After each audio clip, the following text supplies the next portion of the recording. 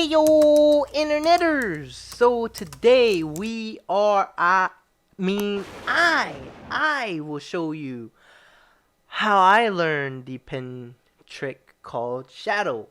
So for those of you who do not know, shadow is basically when you hold the pen between your index finger and your middle finger. And from there, you will slightly flick your wrist and the pen will leave your fingers and spin on top of your hand per se. And then it will spin around and come between your index finger and middle finger again. Usually this trick you can have it fall on your between your middle finger, your ring finger, or your pinky finger. It doesn't matter.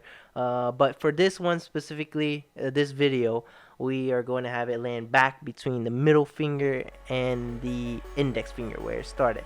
So with that being said, here's a clip to show you what I'm talking about, and let's get the video started.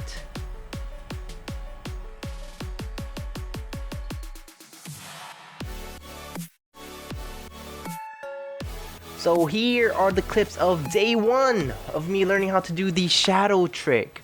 All I gotta say for these clips are you gotta start somewhere, and that somewhere was way at the bottom for me.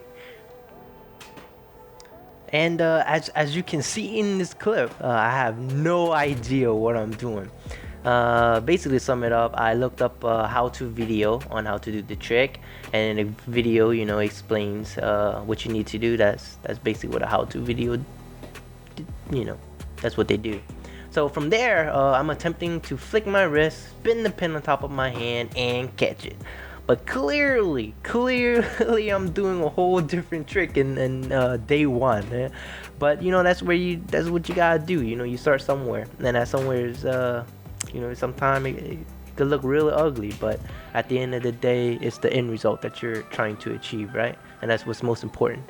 So day one, I spent about 30 minutes practicing. I dropped it, I don't know how many times, but I do have a total count of how many times I dropped it, but I'll save that at the end of the video.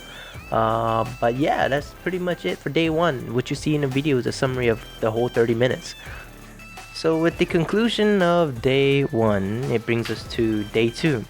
And the funny thing about that is, after day one, I saw my recordings and I thought to myself, like, yo, that was pretty ugly and embarrassing.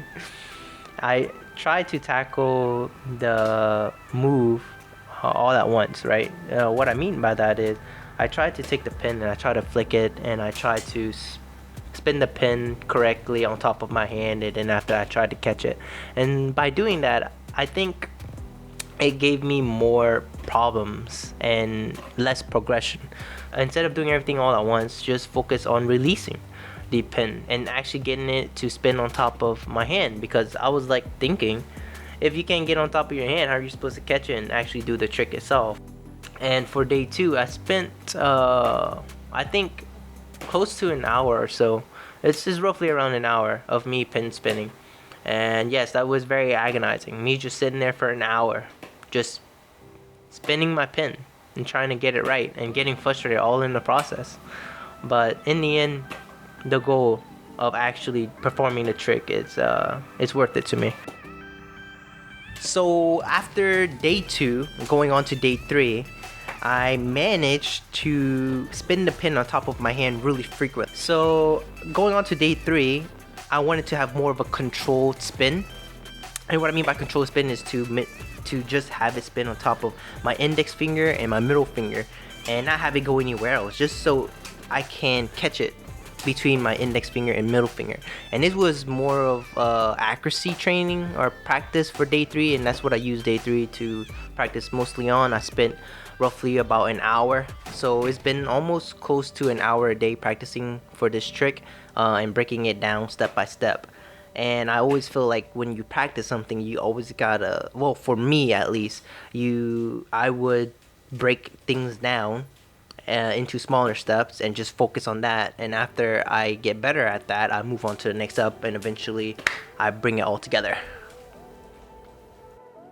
So yeah, I bet you guys are thinking like, yo, why day 4 looks so much different than all the previous days?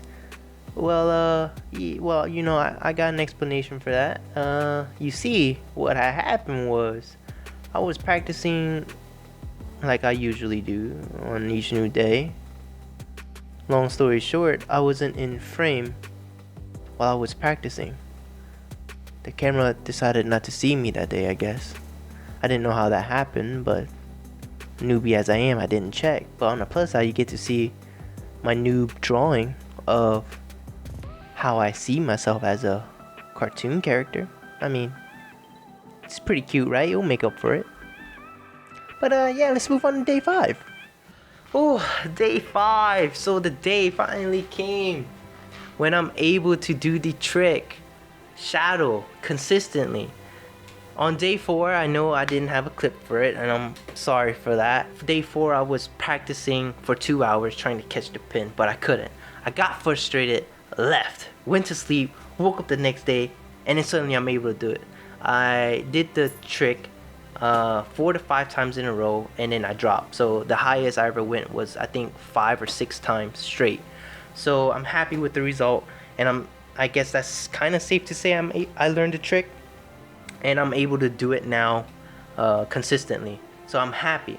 So I didn't actually spend 5 actual days learning how to do this trick, right? I spent a total of 347 minutes and 15 seconds to do this trick, and I dropped it 5,019 times.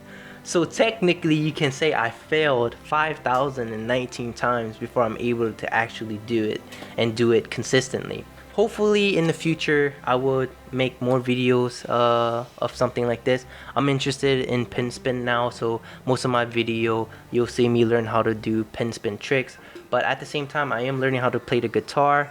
But I don't know if I'll record myself learning how to play the guitar because it sounds awful, and I don't know if you will be able to actually go through a whole video of hearing like horrible noises.